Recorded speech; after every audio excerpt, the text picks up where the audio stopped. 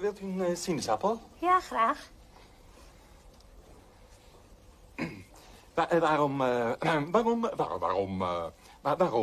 Waarom bent u eigenlijk de gracht ingesprongen gisteren? Nou, omdat het leven helemaal geen zin meer voor me had. Geen trek? Nee. Mij net zo. Ja? Ik zag het helemaal niet meer zitten gisteren. Alleen mijn narigheid, mijn werk, met Anne. Anne, wie is Anne? Anne, dat is mijn vriendin. Die kwam me gisteren vertellen dat ze met een ander ging trouwen. Oh, dat is met mij precies hetzelfde. Heeft het u ook verteld? Nee, ik heb Anne niet gesproken. Oh. Nee, ik heb geen succes in mijn werk. Ook. En ik heb een verloving uitgemaakt. Ach, We hadden een zangduo. met uw verloofde. Dora en Leo. Dora en Leo. U was zeker Leo? Nee, natuurlijk niet. Het was Dora. Singing Lovebirds. Ach, dat klinkt leuk. Klonk helemaal niet leuk. Was niet. Het waren hele stomme liedjes die we moesten zingen. Leo is helemaal niet muzikaal. Disco, disco, disco. Disco in the morning, disco at night. Disco in the evening, the stars are bright. Disco in the Vreselijk. Ja, We hadden er helemaal geen succes mee. hoe is het mogelijk? Wil je ook een stukje? Ja, dat is ik wel.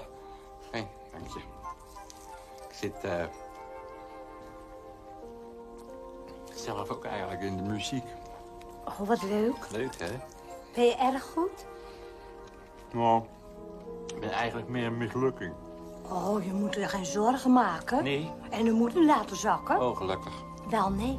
Eens zal Joep Meloen een beroemde naam zijn in de muziekwereld. Oh, dat zou wel leuk wezen natuurlijk. Je wist mijn naam nog. Ja, natuurlijk. Want als jij beroemd bent, dan moet ik je schrijven en smeken om iets voor me te maken. Ja, dat zit er wel in. Echt, meen je dat? Zou je iets voor me willen schrijven? Nou, ik wil het wel proberen natuurlijk. Oh, wacht. Laat mij dat doen. Ik heb natuurlijk nog nooit iets eerder voor een vrouw geschreven. Het zou de eerste keer zijn. Maar ik wil het proberen natuurlijk. Ik weet zeker dat je dat heel goed kunt. Ja, wat leuk. Wij samen. Alsjeblieft, dokter, de kaart. Welke? Oh, de kaart. Oh, natuurlijk. Ja, was even kijken.